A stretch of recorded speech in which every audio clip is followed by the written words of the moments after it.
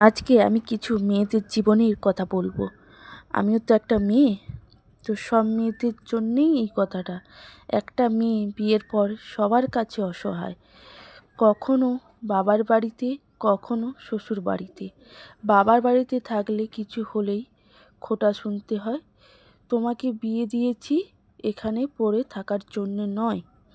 আর শ্বশুর বাড়িতে থাকলে সমস্যা কিছু ভুল হলেই শ্বশুরবাড়ির লোকজন বলে লাথি মেরে বের করে দেব। এটাই হচ্ছে মেয়েদের জীবন।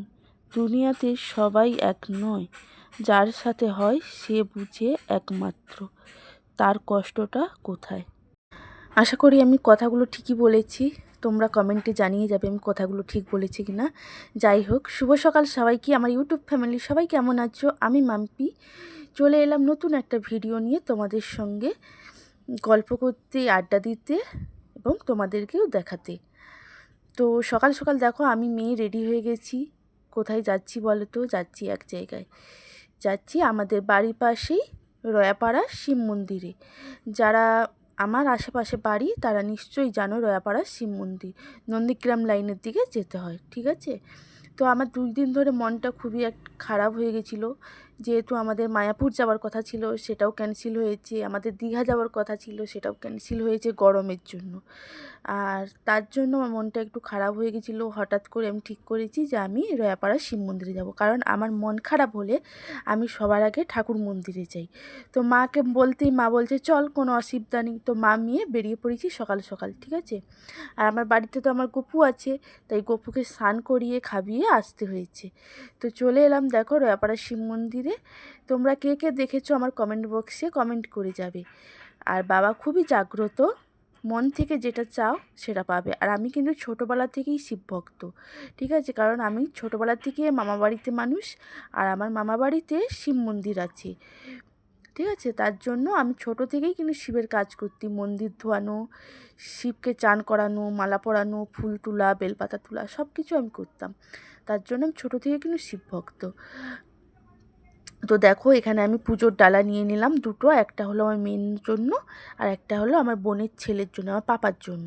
তো পুজোর ডালা নিয়ে এখানে আমি টিকিট করে নিলাম দুটো, তারপরে আমি মন্দিরে চলে এসেছি। তো মন্দিরে এখানে লাইনে আমি দাঁড়িয়ে গেছি দেখো, আর একে একে সবাই পুজো দিচ্ছে, আমিও পুজো দেব। তোমরা সঙ্গে থাকো, দেখতে থাকো, আশা করি ভিডিওটা খুবই ভালো লাগবে। আর ভোলে বাবা যেন সবার মঙ্গল করে। তো দেখো পুজো দিয়ে আমি বেরিয়ে গেছি, আর এখানে হচ্ছে বাবার লেদলালা, ঠিক আছে? তো পুরো মন্দিরটা আমি তোমাদেরকে দেখিয়ে দিলাম। এই মন্দিরটা কিন্তু খুবই ছোট ছিল, যখন আমরা ছোটোবেলায় গিয়েছিলাম খুবই ছোট ছিল। আর এখানে শিব বাবার একটা অলৌকিক দৃশ্য আছে, যেটা হলো প্রত্যেক বছর বছর বাবা এক ধান করে বাড়ে। ধানের মাপ যেমন না, সেই এক ধান করে প্রত্যেক বছর বছর বাবা বাড়ে।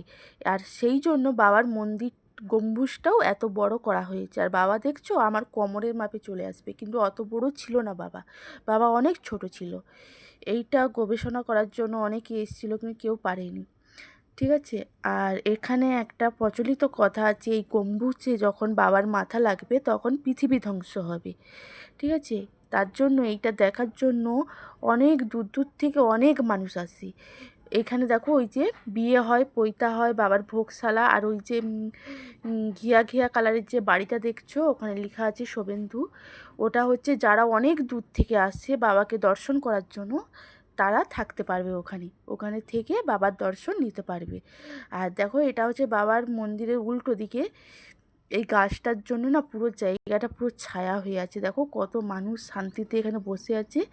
এখানে পুজো কিনতে পারো তুমি, এখানে বসে সময় কাটাতেও পারো, এখানে হোটেল আছে খেতে পারো।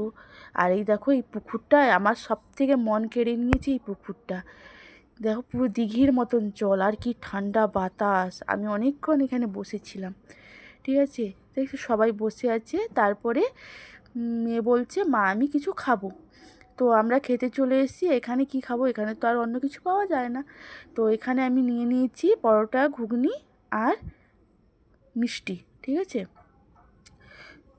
তো খেতে খেতে দেখো আমি ঘেমে স্নান হয়ে গেছি, আমার মেয়েও ঘেমে স্নান হয়ে গেছে, কিন্তু একটা অনুভূতি একটা আলাদা, ঠিক আছে, সবসময় তো রুমের ভিতরে বসে পাখার তলায় বসে আরামসে খাই, এগুলো একটা অনুভূতি আলাদা। তো তারপরে দেখো খাওয়া দাওয়ার পরে আমরা এসছি এদিকে মায়েদের দর্শন করতে। ঠিক আছে, এটা হলো কালীমা, কালীমার দর্শন করতে এসছি। তো চলো আমিও দর্শন করব, তোমাদেরকেও দর্শন করাবো। আর তারপরে দেখো আমার দুর্গা মায়ের প্রতিমা। ঠিক আছে, বাবার মন্দিরের ভিতরে সবই আছে, আর মা দুর্গা তো থাকবেই, যেহেতু মহাদেবের বউ বলে কথা। তো এখানে দেখো আমি কালীমাকে আরও একটু ভালো করে তোমাদেরকে দেখিয়ে দিলাম। ওইখানে খুব একটা ভালো করে দেখাতে, মানে আগেরটা ভালো করে দেখাতে পারিনি। টাটা সবাইকে, সবাই ভালো থেকো, সুস্থ থেকো, নিজেদের খেয়াল রেখো।